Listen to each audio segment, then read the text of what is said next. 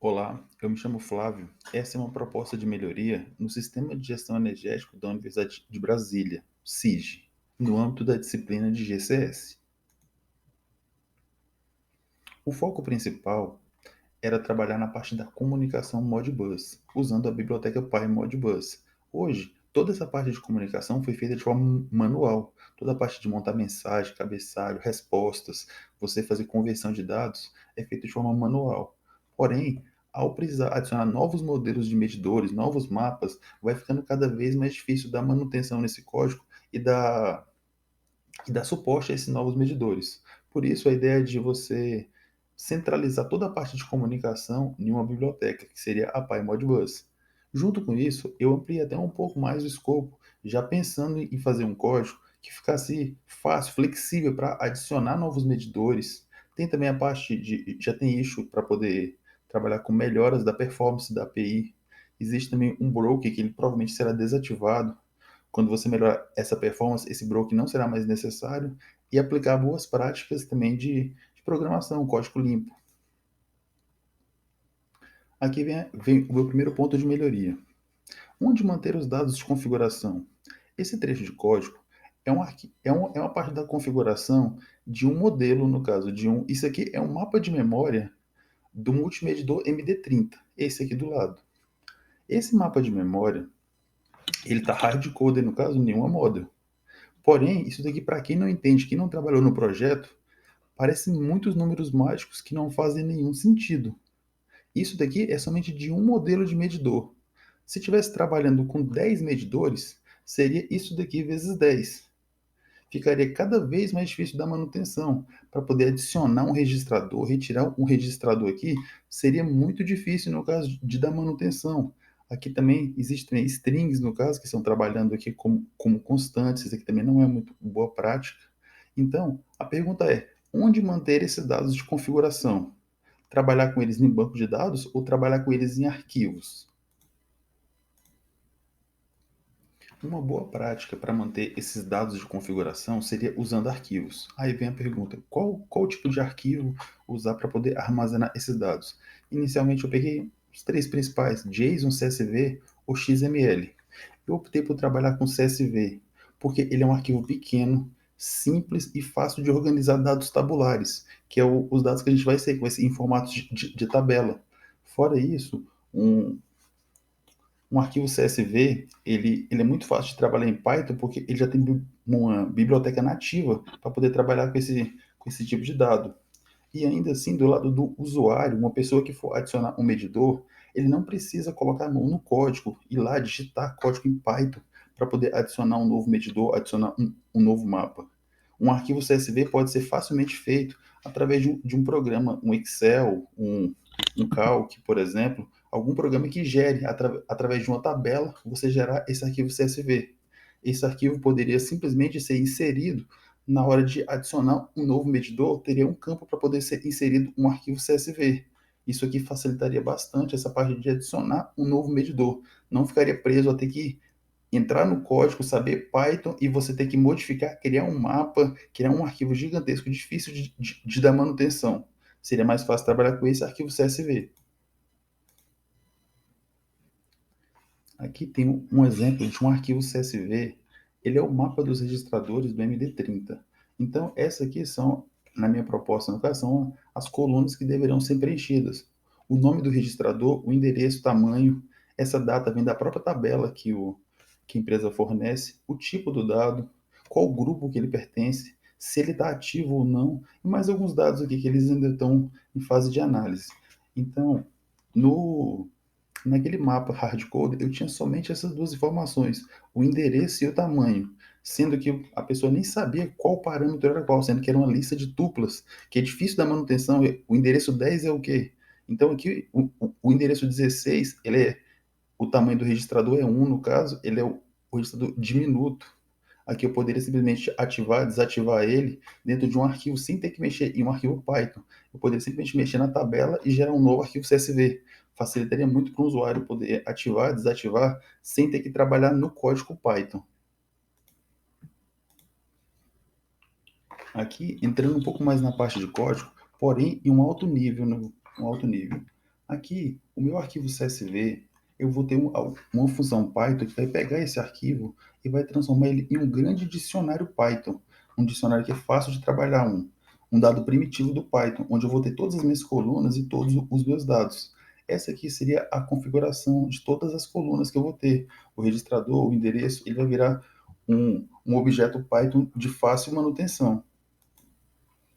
Então, essa é a primeira parte para automatizar a geração de mapas de memória a partir de um arquivo CSV. Recebo um arquivo CSV e gero um grande dicionário Python. A próxima fase, eu vou pegar esse dicionário, essa lista de dicionários, e vou transformar ele em um order edict. Order edict é simplesmente um dicionário que ele mantém a ordem e tem mais algumas funções. Ele pode também armazenar atributos de instância criado dinamicamente. Vai ser útil um pouco mais para frente, porque eu posso atribuir a cada dicionário desse, a cada order edict, eu posso atribuir uma função para ele. Mas inicialmente eu preciso que meus dados sejam ordenados. O dicionário em Python, acho que a partir da versão 3.8, ele já mantém a ordenação de um dicionário. Porém, para manter compatibilidade e ter essa nova função, o Order Edict funciona em versões anteriores, mantendo, a, mantendo a ordem, ele mantém também a mesma velocidade e ainda tem algumas vantagens. Aqui, então, eu vou pegar aquela minha lista de dicionários e vou passar por uma função que eu vou fazer um filtro por umas colunas que são as minhas colunas de interesse. Essas são as colunas que são obrigatórias que tem que ter em todo o mapa. Pode preencher o mapa com todos os dados que o fornecedor fornece, mas essas aqui são obrigatórias para poder gerar esse mapa de forma automatizada. Eu preciso do registrador, do endereço, o tamanho dele, o tipo e qual grupo que ele vai participar, o grupo de leitura, aquele collection. Aqui também eu já vou fazer uma parte de conversão também. Então, o que é valor inteiro, o endereço inteiro, o tamanho também é inteiro, e o tipo, ele também vai ser padronizado. Aqui ele é um short. Então, eu tenho vários tipos de inteiros que ele vai virar um tipo padrão Modbus. Eu tenho uma função que eu vou consultar esses tipos na tabela, e se esse tipo não for compatível com o Modbus, ali eu já vou levantar uma exceção. Então, aqui eu já vou ter um tipo padrão, o tamanho como inteiro, o endereço como inteiro e os dados que eu preciso para poder prosseguir, no caso, para a próxima fase. Esse aqui é um exemplo real da lista de registradores do MD30 com collection minutely, no caso, a cada minuto. Eu vou ter 41 registradores. Depois de fazer aquela parte de filtro, eu vou ter 41 registradores. Se eu fizer uma requisição para cada registrador, vai demorar 47 segundos. Eu fiz esse teste e esse é exatamente o tempo que demora, fazendo através da minha máquina, no caso, usando uma VPN. Talvez seja diferente direto do servidor, mas esse foi o dado que eu consegui coletar aqui. Mas só com esses dados aqui, eu vou ter problema na performance se a cada leitura de um minuto eu vou demorar 47 segundos, se eu vou ler a cada minuto, está muito próximo do limite, sendo que vai ter vezes que eu vou ter que coletar a cada 15 minutos. Então, esses dados vão se somar e vai estourar. Por isso foi necessário usar um broker, porque eu não consigo fazer todas as requisições antes da próxima lista de requisições. Então, esse é o coração dessa automatização. Porque eu vou pegar essa lista de registradores e, com base em algumas condições, eu vou gerar alguns blocos de leitura. A biblioteca PyModBus, ela permite que você leia vários registradores desde que eles estejam em sequência, contíguos, no caso. Então, as condições, no caso, que eu gerei foi o seguinte: eles estão em sequência, eles são do mesmo tipo, e esse daqui é um parâmetro que eu vou passar para essa função, se ele é menor do que o max request. Esse parâmetro é porque, dependendo do tipo de medidor, para manter a flexibilidade, pode ter medidor que não pode trabalhar com um grande número de requisições. Por exemplo, o Chrome Connect, ele tem aqui que ele trabalha no máximo com 8 registradores para cada requisição. Isso aqui está no documento oficial dele, a versão 2.0. Você não mudou, então para ele eu não poderia fazer grupos com mais de 8 registradores, porque provavelmente ele vai negociar. O MD30 não tem essa restrição. Então aqui eu estou trabalhando com max request de 100. Então o meu maior bloco poderia ser até 100, mas como eu não tenho esses blocos contíguos, ele montou esses 3 blocos no caso. Um com tamanho 8, um segundo bloco com tamanho 58 e um terceiro bloco com tamanho 8. Eu fiz um teste. Se eu fizesse a requisição com max request igual a 1, ele faria 41 requisições e demoraria 47 segundos para poder montar minha resposta. Se eu fizer usando esse bloco aqui, ele vai simplesmente fazer três requisições e vai demorar 2,5 segundos. Aqui eu vou ganhar uma performance de aproximadamente 20 vezes mais rápido. Eu também montei um exemplo usando a cada 15 minutos. A cada 15 minutos, na verdade, você vai ter que ler os registradores de 15 minutos, que eles são cumulativos, e mais os registradores que você lê a cada 15 minutos. Então, nesse caso, eu vou ter 52 registradores, que vai ser a soma dos registradores de minuto, mais os registradores de a cada 15 minutos. Então, seriam 52 requisições. Usando aquela mesma função, eu teria aqui também usando o max request igual a 100, devido a estar trabalhando com o MD30, ele não tem limite de requisições, de registradores por requisição, ele geraria 4 blocos para mim. Se eu fizesse com max request igual a 1, seriam 52 registradores, 52 requisições. Demoraria 68 segundos para uma resposta. Se eu fizesse usando depois da função, ele geraria 4 blocos de registradores.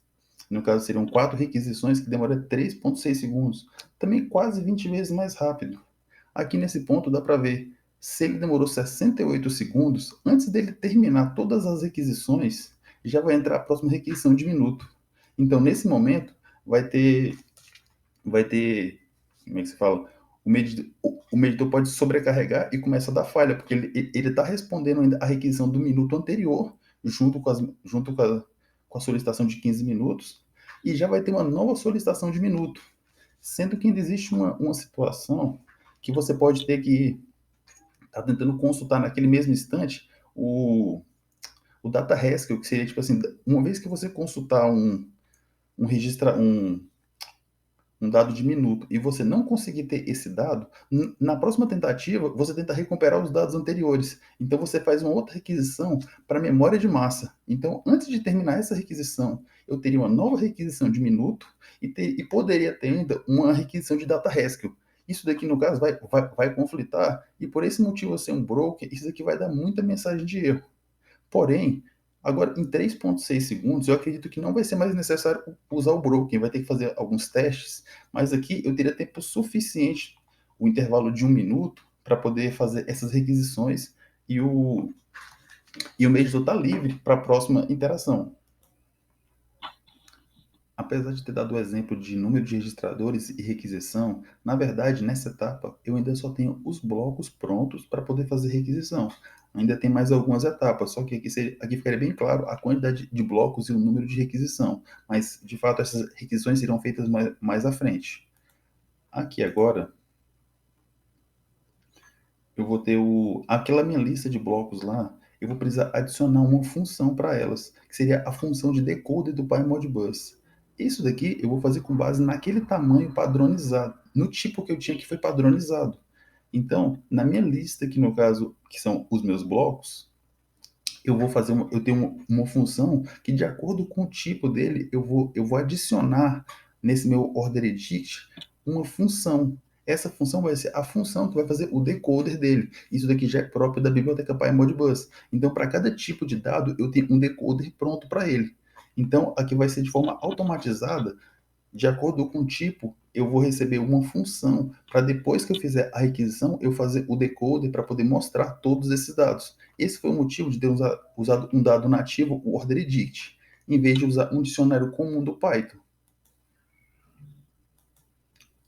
Então, nesse ponto agora, eu já tenho os meus blocos montados, com o endereço inicial, o tamanho deles, a função que vai fazer o decoder desses dados. Então, usando a biblioteca PyModBus e mais algumas funções, eu posso de fato fazer as minhas requisições. Nesse caso aqui seriam 3 requisições, é o exemplo de usando o collection de minuto. Então, eu vou fazer 3 requisições e esse aqui seria de fato o resultado real. Esse aqui eu fiz uma requisição para um dos medidores e essa foi a resposta dele. Então, seria essa proposta no caso.